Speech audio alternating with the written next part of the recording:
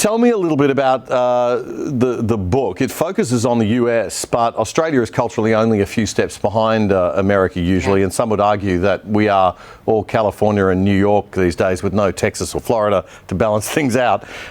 So maybe we need to hear your message more than anyone. We know that woke cultures in our media, our entertainment, music, corporations, government agencies, education, particularly our universities, and more recently our high schools.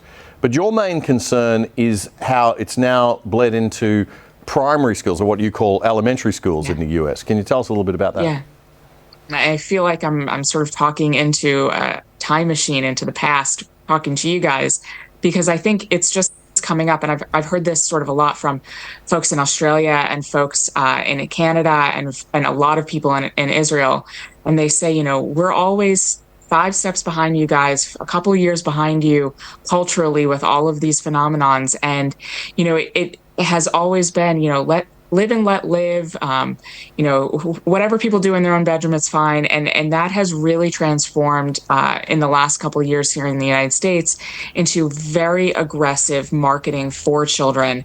Now we're seeing in California that it's become a safe haven for children and parents who want to receive what they call gender affirming care. But the reality is they are becoming a place where children can go and obtain medically unnecessary surgeries and hormones that are catastrophically impactful. And quite honestly, we don't know all of the medical implications of some of these hormones.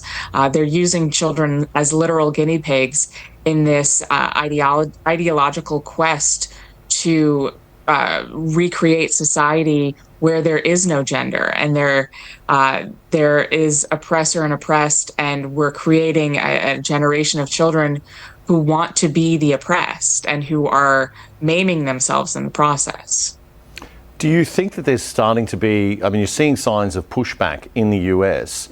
I mean, we have people who watch this show ranging from, you know, centre-left people who are liberal, in the US sense of the word liberal, right through to, you know, what we would call liberal centre-right people, right through to arch social conservatives who are, you know, very much against homosexuality altogether or any kind of a different sexuality.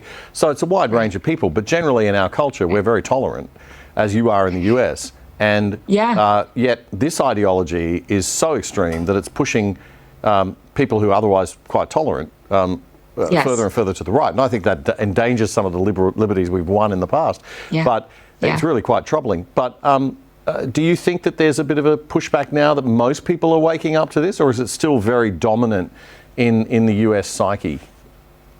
So it's a very powerful ideology, whereas it's not popular. Probably only 7% of the country, if not less, would consider themselves to be woke. It's entrenched in really, really powerful places.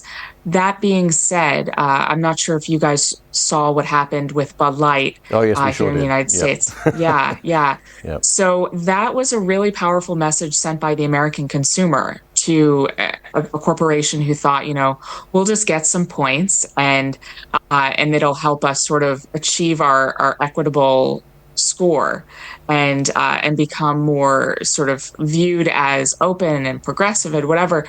And they got a message pretty loud and clear that this is really unacceptable. And I think it spooked corporations. That being said, Target, which is probably the #1 retail store in the United States, and definitely a place where I would say the majority of American parents buy their children's clothes, just released a clothing line. I saw the pictures in the last few days, and it's an LGBT clothing line with onesies with pride slogans, you know, all the way from newborn through teenage years, that are really sexually charged. They're explicitly pro-pride, and there's a lot of transgender messaging as well.